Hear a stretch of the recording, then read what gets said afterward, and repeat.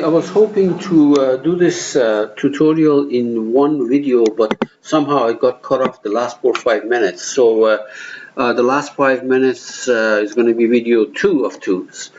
2 degree of freedom system from Transient Dynamics.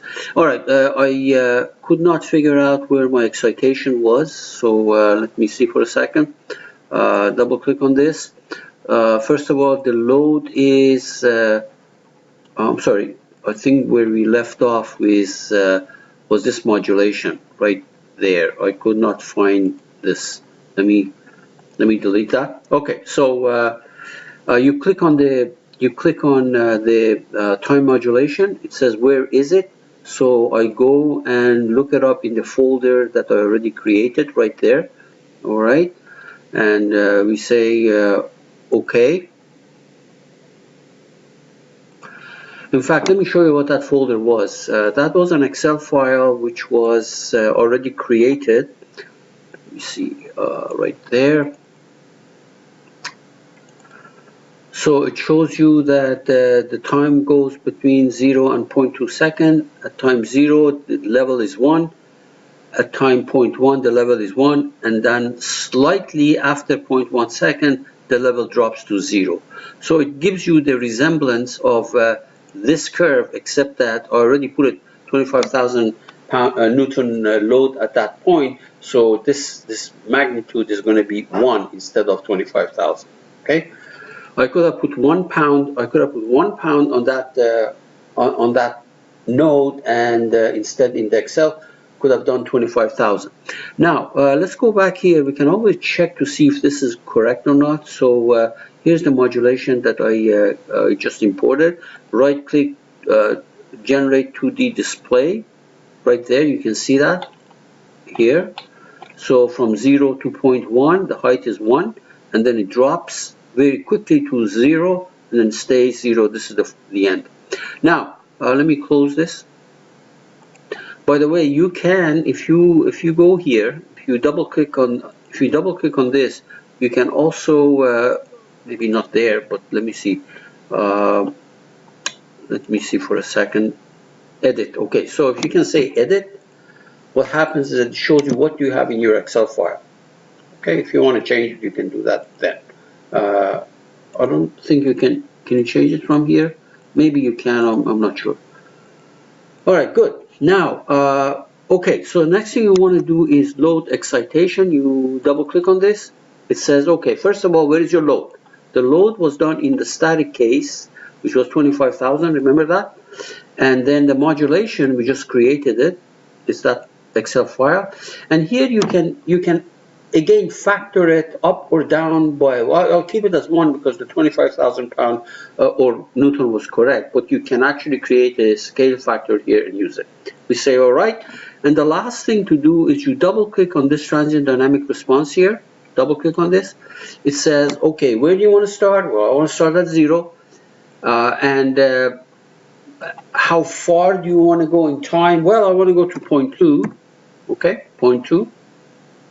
So I'm going to show the result between 0 and 0.2 seconds.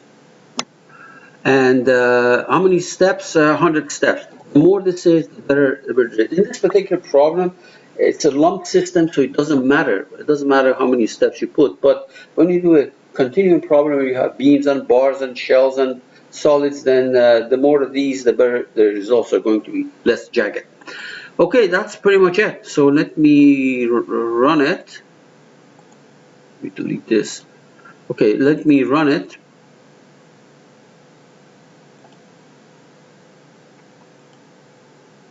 It's done. So let's look at the displacement. Okay, there's the displacement. Let me go there. Let's start with first one, which is time 0. Well, obviously when it's time 0, nothing has moved yet. By the way, notice there's a selection here. You can do node 1 or node 2. This was node 1, or not node, really, we don't have nodes here.